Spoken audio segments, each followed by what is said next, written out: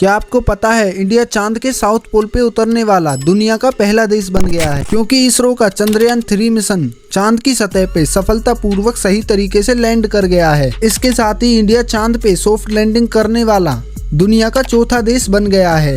चंद्रयान 3 की soft landing के साथ साथ इंडिया ने इतिहास के पन्नों में अपना नाम बड़े बड़े अक्षरों में दर्ज कर लिया है। मगर आप ये जानते हैं कि चंद्रयान 2 में ऐसी कौन सी टेक्नोलॉजी नहीं थी जिसकी वजह से वो चांद पे सॉफ्ट लैंडिंग नहीं कर पाया, और अब के चंद्रयान 3 में ऐसा क्या था जो कि एक बार में ही सेफ और सॉफ्ट लैंडिंग कर गया। तो आज की इस वीडियो में हम चंद्रयान 3 की लैंडिंग और चंद्रयान 2 की मिस्टेक्स के बारे में जानेंगे, और ये भी जानेंगे कि इंडिया को चंद्रयान 3 से क्या क्या फ़ायदा होने वाला है और वो चांद की सतह पे कितने दिन रहने वाला है। तो सबसे पहले बात करते हैं चंद्रयान 2 के बारे में। जब चंद्रयान 2 का विक्रम लैंडर चांद की सतह से सिर्फ 300 मीटर की ऊंचाई पे था, तो उसमें ऐसी क्या प्रॉब्लम्स क्रिएट हुई जिसकी वजह से वो चांद पे सॉफ्ट लैंडिंग नहीं कर पाया और मून के सरफेस से जाके क्रैश लैंडिंग हो गया। उसके बाद हम ये भी समझेंगे कि इसरो ने चंद्रयान 3 में ऐसे क्या क्या अपडेट्स और अपग्रेड्स किए जिससे वो एक बार में ही सेफ और सॉफ्ट लैंडिंग कर गया।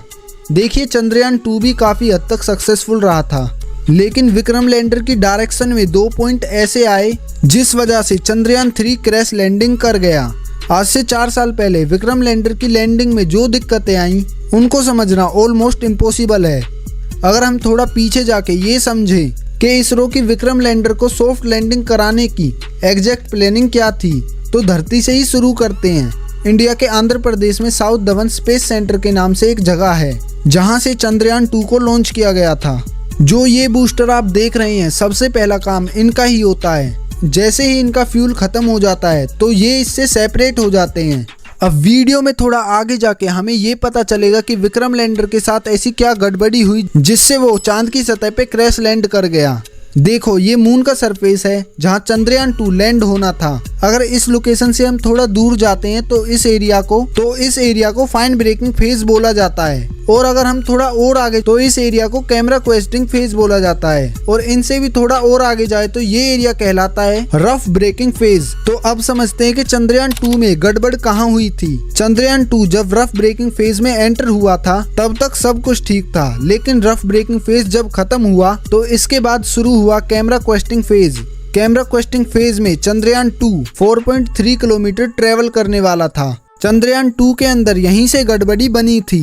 चंद्रयान 2 के अंदर 4 थिएटर्स लगे हुए थे, जिनमें से एक थिएटर ने बहुत ज्यादा पावर जनरेट कर ली, जिससे उसका बैलेंस बिगड़ गया और चंद्रयान 2 चांद की सतह पे जाके क्रैश लैंड कर गया।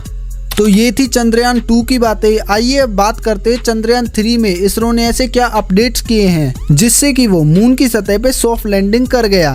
देखो, चंद्रयान 2 के केस में चांद के सरफेस पे जो सेफ लैंडिंग जोन तय किया था वो 500 मीटर बाय 500 का था, और अब की बार चंद्रयान 3 के केस में इसरो ने सेफ लैंडिंग जोन को बढ़ाकर 4.2 किलोमीटर बाय 2.5 किलोमीटर का कर दिया। और इसके अलावा चंद्रयान 3 के केस में कई सॉफ्टवेयर भी अपग्रेड्स किए गए।